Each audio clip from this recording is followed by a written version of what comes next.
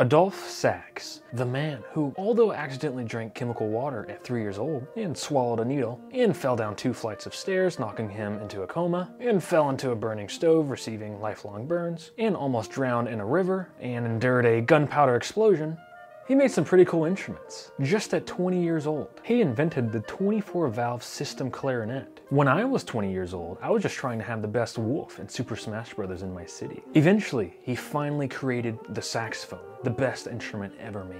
It wasn't popular for a long time as he had mad haters. They sued him to oblivion, set his sax workshop on fire, and even assassinated his best workers thinking it was him. So he died completely broke. But look who has the last laugh now. Today, millions of people all over the world play the saxophone. We celebrate the birth of Adolphe Sax on November 6th as International Saxophone Day. In celebration, I am hosting this year's 2024 Virtual Saxophone Workshop alongside Chad LB. Each year, it's been a slamming success, featuring live masterclasses from jazz artists ranging from Chris Potter, Miguel Zenón, Terrace Martin, Joel Fromm, Melissa Aldana, and many more. This year, we're going to try something new. We're going to throw some of the best classical saxophonists in the world into the mix, with Dr. Timothy McAllister already confirmed. Masterclasses will be recorded and uploaded for unlimited restreaming, and we've already confirmed Patrick Bartley, Eric Marienthal, Kenny G, Bob Reynolds, Melissa Aldana, Valentin Kovalev,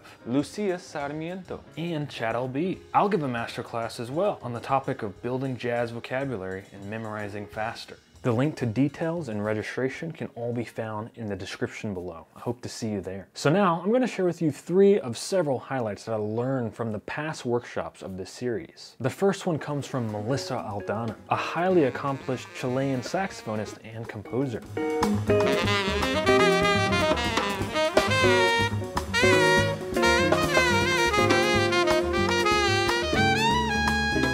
Her masterclass was on the topic of linear improvisation, and in it she said something I found pretty interesting. She takes beautiful piano voicings, then practices them on saxophone as long tones. And the reason being, it both improves her sound and deepens her understanding of sophisticated harmony. Let's try this ourselves. First, let's go to the piano. So in E flat major, we're going to take a 2, 5, 1, and then a 6, back into the 2. I looked up some cool piano voicings and I really like these. Over the 2 chord, we're going to do this beautiful F minor 11 voicing. Over the 5 chord, we're going to do this beautiful B flat 13 voicing. Then over the 1 chord, we're going to do this nice E flat major 9 sharp 11 voicing. And then for a 6th dominant chord, we're going to do this one. And then we'll resolve back to 9. Okay, so let's hear all that together.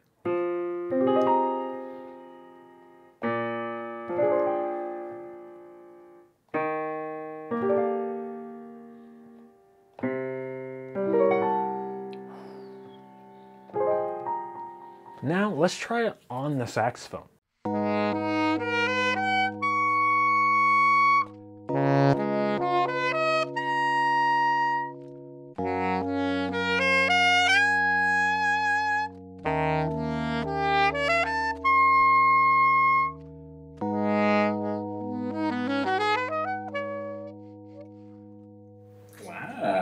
Pretty satisfying. All right, the next highlight I want to share with you from past workshops is from the great Miguel Zenón, an incredible Puerto Rican alto saxophonist and composer, with just the command of rhythm unlike any other.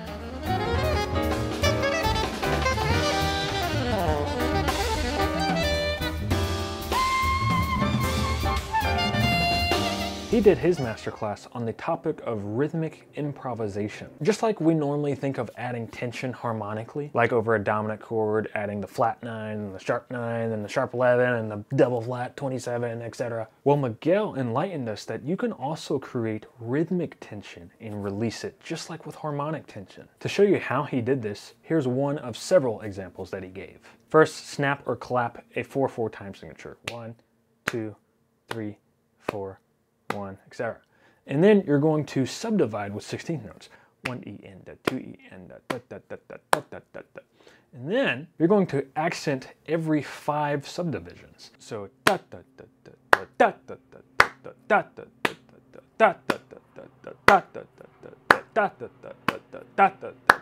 da da da. It's really confusing at first, but after a while, you'll see that you have this little 5 against 4 thing going on. Now here's a transcription of exactly what he played on his saxophone in this masterclass to demonstrate this form of rhythmic tension.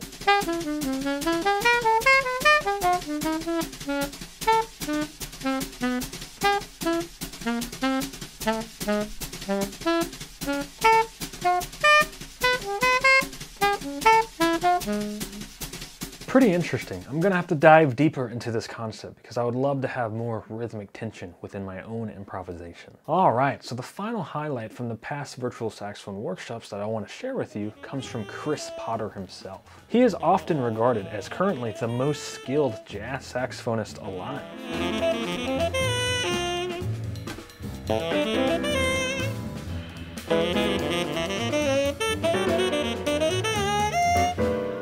In his masterclass on improvisation, he explains how he records himself improvising and transcribes himself as a basis for composition, all in effort to get out of his own way. He mentioned an example of Beethoven's Fifth, da-da-da-da, and he said, that's not really that amazing of a concept on its own. And he's right. If you were a music teacher and gave an assignment to your class to write a melody, and the next day a student showed up with this, you would probably give them an F. But Chris Potter reinforced that Beethoven's Fifth is one of the greatest symphonies to ever be composed, and concluded that what you do with the material is much more important than the initial idea itself. I thought all this was very thought-provoking. Let's try this approach ourselves. I'm just going to record myself playing random notes. Then I'm going to go back and listen and see if we can use it to create our own song. Alright, so here's the improvisation with some random notes. Here goes nothing.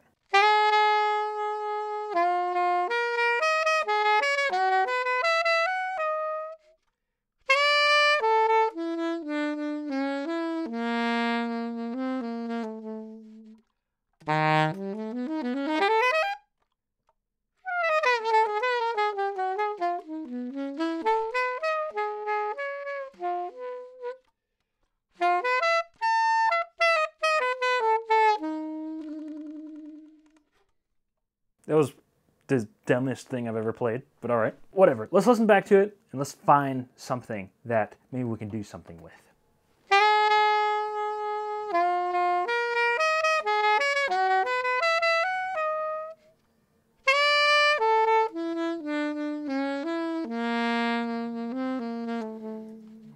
Okay, what did I do there? I did this.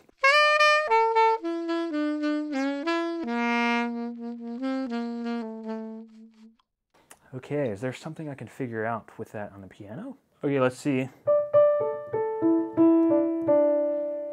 So I'm looking in my hands here.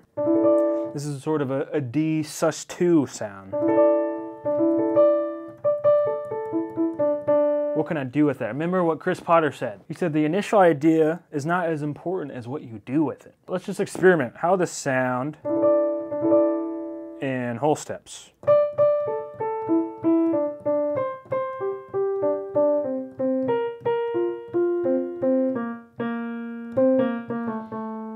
Ooh. Okay, so I like what we have so far. What would be the changes to that?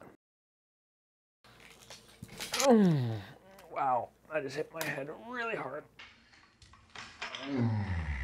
That's a heavy mic. God. All right, so I just spent some time. Let's see what I came up with that part.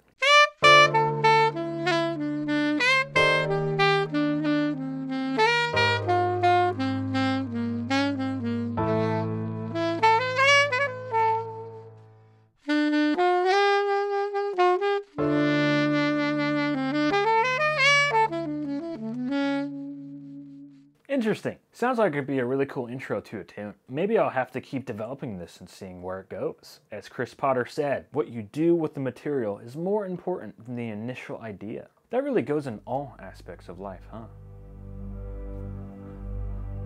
Alright, well that concludes today's video. Again, I would love to see you all in this year's Virtual Saxophone Workshop with all the details found in the description below. Thank you guys so much for watching. It was a long time no see. Also got a new case. Absolutely beautiful case. I couldn't be happier. And thank you guys so much for 207,000 subscribers. Have a good day.